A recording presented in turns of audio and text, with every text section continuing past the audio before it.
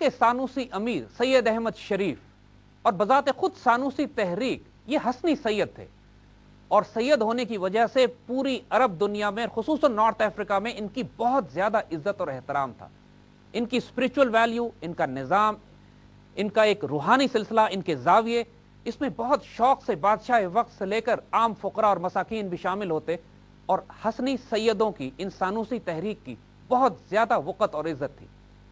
इनके बहुत ज्यादा करीबी ताल्लुकात खिलाफत उस्मानिया और तुर्कों के साथ थे, और ये उम्मत मुस्लिमा के जिस तरह इत्तेहाद के दाई थे,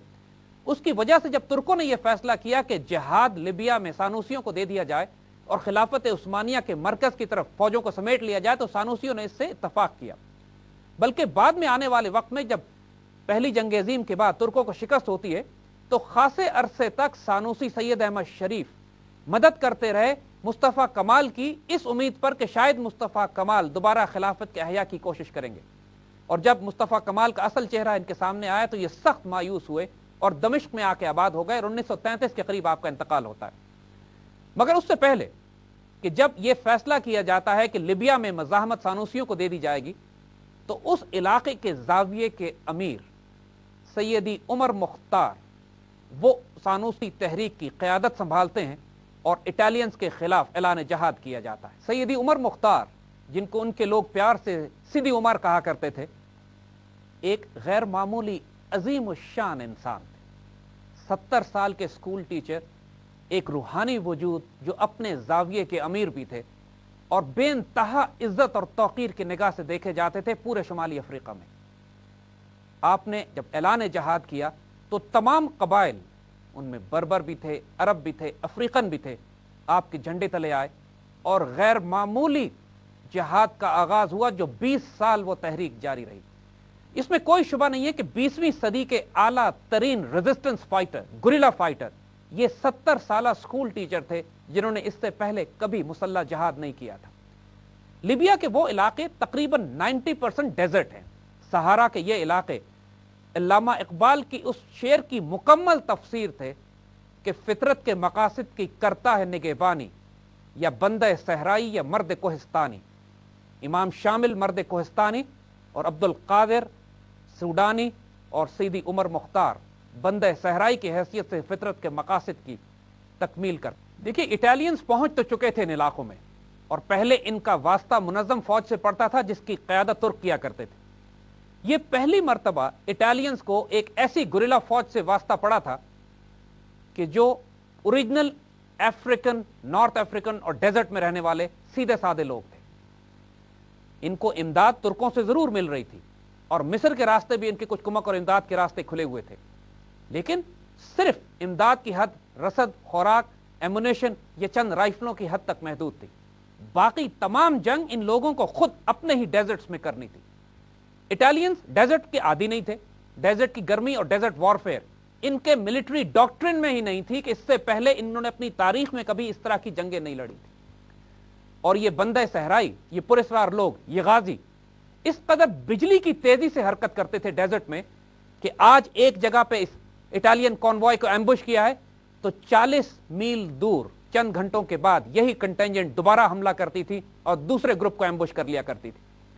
सप्लाई लाइन, रसद, कम्युनिकेशन के डिपोज, उनकी कम्युनिकेशन इक्विपमेंट, उनके छोटी छोटी पोस्ट जो इटालियंस बनाते थे,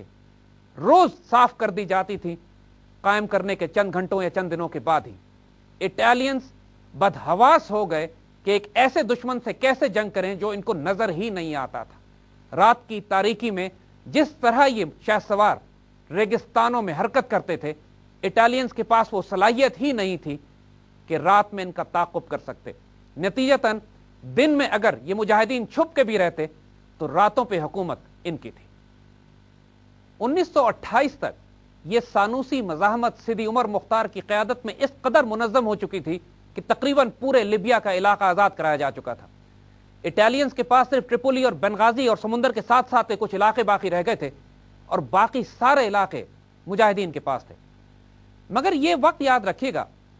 कि 1911 में इटालियन इन्वेजन के बाद से अब 1928 हो चली थी,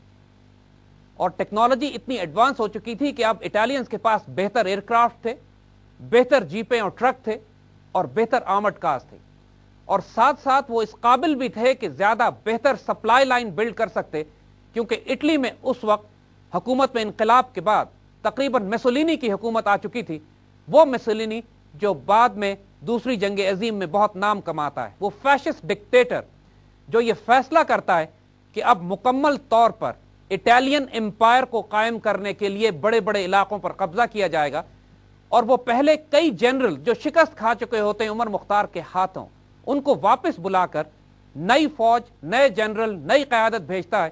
اور ان کو روتھلیس سکوشڈ ارتھ پالیسی کا حکم دیا جاتا ہے کہ پورے لیبیا کی عوام الناس کو ختم کر دیا جائے اگر اس مزاحمت کو ختم کرنے کے لیے یہ ضروری ہے۔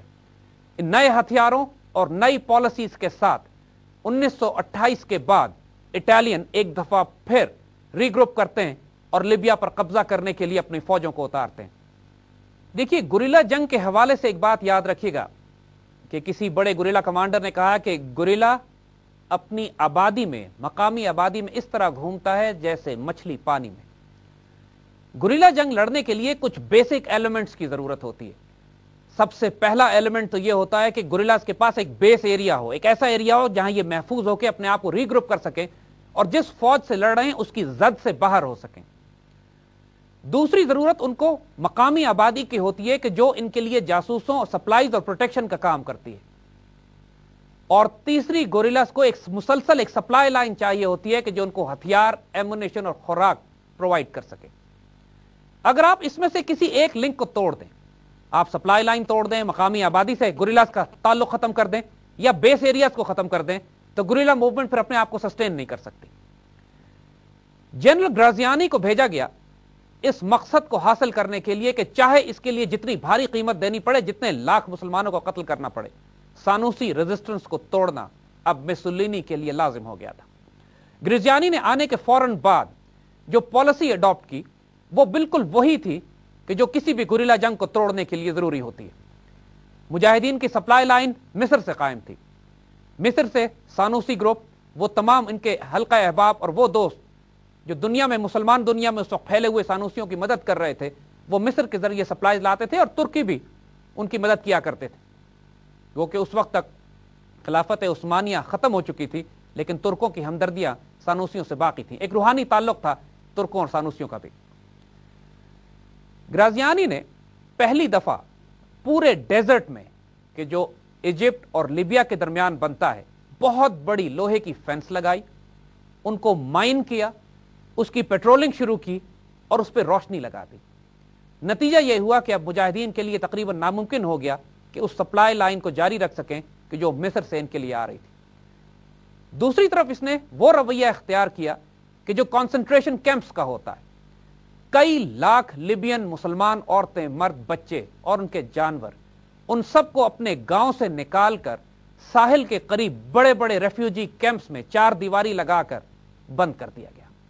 ریگستان کی گرمی میں جہاں پہ نہ ان کے پاس کوئی پناہ گاہ تھی، نہ پروٹیکشن تھی، نہ پانی تھا، نہ کھانے پینے کا کوئی انتظام، اتنے کلوز علاقے میں ان سب لوگوں کو جمع کر کے ریفیوجی سٹیٹس دے کے ان کے تمام کنٹری سائڈ کے گاؤں،